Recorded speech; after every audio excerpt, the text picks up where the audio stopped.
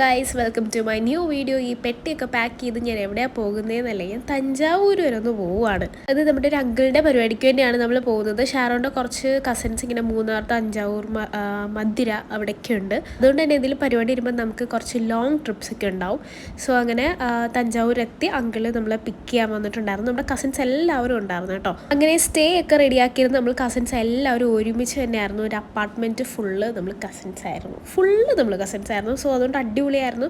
ആ ഒരു 2 or 3 days സെറ്റായിരുന്നു guys. ഇതായിരുന്നു ഞങ്ങളുടെ റൂം. അങ്ങനെ കുറച്ച് നേരം റെസ്റ്റൊക്കെ എടുത്തു, ഒന്ന് ഫ്രഷപ്പ് ഒക്കെ ആയിട്ട് ഞങ്ങൾ അങ്കിളുടെ വീട്ടിലോട്ട് പോവുകയാണ്.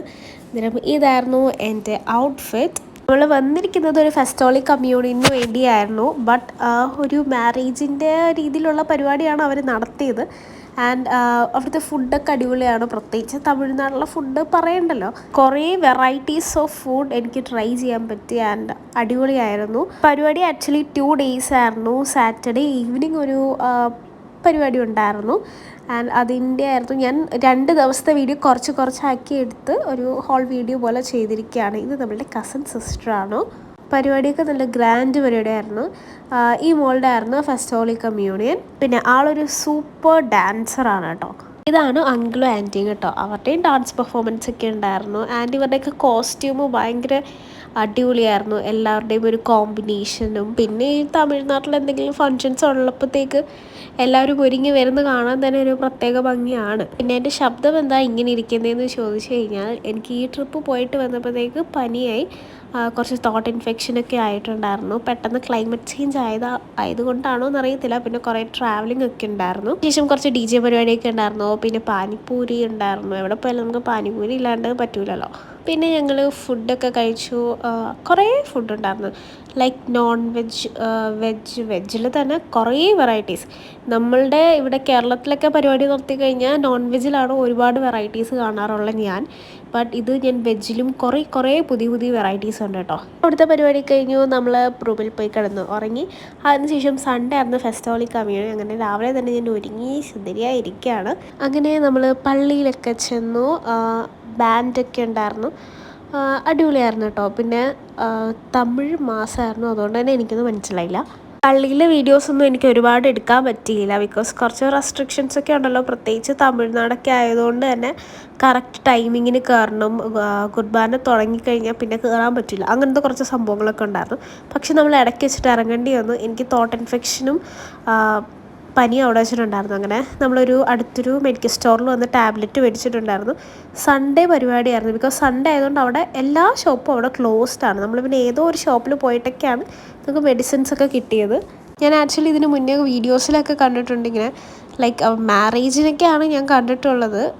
ഇങ്ങനെ കുറേ ഗിഫ്റ്റ്, ഇങ്ങനെ താലപ്പൊലി എന്നൊക്കെ പറയൂലേ, അങ്ങനെയൊക്കെ കുറേ ഗിഫ്റ്റ്. ലൈക്ക് അവർക്ക് കൂടുതലും ഗോൾഡാണ് അവിടെ ഉള്ള എല്ലാവരും ഗിഫ്റ്റ് കൊടുക്കുന്നത് ഞാൻ കണ്ടത് കേട്ടോ. അതും 1-2 പവനൊന്നും അല്ല, മറ്റേ വലിയ മാലയൊക്കെയാണ് കൊടുക്കുന്നത്. ആൻഡ് പിന്നെ കുറേ സംഭവം ഉണ്ടായിരുന്നു കേട്ടോ. നിങ്ങൾക്ക് വീഡിയോയിൽ കാണുമ്പോഴത്തേക്ക് മനസ്സിലായി. എന്താണെങ്കിലും അടിപൊളിയായിരുന്നു. ഞാൻ ഫസ്റ്റ് ടൈമാണ് ഇങ്ങനെയൊക്കെ എക്സ്പീരിയൻസ് ചെയ്യുന്നത്. അതുകൊണ്ട് തന്നെ ഭയങ്കര എക്സൈറ്റ്മെൻ്റ് ആയിരുന്നു. അയ്യോ, എനിക്ക് സംസാരിക്കാൻ വയ്യ. ഞാൻ ഇടയ്ക്കിങ്ങനെ ബ്രേക്ക് ചെയ്തിട്ടാണ് സംസാരിക്കുന്നത്. പിന്നെ ഇത് എൻ്റെ കസിൻ ചേച്ചിയുടെ മോളാണ്. എല്ലാവരും ഒന്നും ഈ വീഡിയോയിൽ കാണിക്കാൻ പറ്റിയില്ല, ബിക്കോസ് ഞാൻ കുറച്ച് ക്ലിപ്പ് എടുത്തിട്ടുണ്ടായിരുന്നുള്ളൂ. പിന്നെ നമ്മൾ ഫുഡ് കഴിച്ചു. മട്ടൻ ബിരിയാണി ആയിരുന്നു. അടിപൊളി ബിരിയാണി ആയിരുന്നു. പക്ഷെ എനിക്ക് കുറച്ചേ കഴിക്കാൻ പറ്റുള്ളൂ. തോട്ട് ഇൻഫെക്ഷൻ ആയിക്കൊണ്ട് എനിക്ക് കഴിക്കാൻ പറ്റിയില്ല. പിന്നെ തമിഴ്നാട് ബിരിയാണി ഇഷ്ടമുള്ളവർ കമൻറ്റ് ചെയ്യാനും മറക്കണ്ട.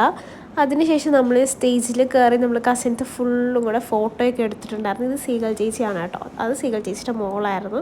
ഇതൊക്കെ നമ്മളുടെ കസിൻസാണ്. ആൻഡ് എനിക്ക് ഈ കസിൻസിൻ്റെ കൂടെയുള്ള ടൈമൊക്കെ ഭയങ്കരമായിട്ട് എൻജോയ് ചെയ്യുന്ന ഒരാളാണ് ഞാൻ.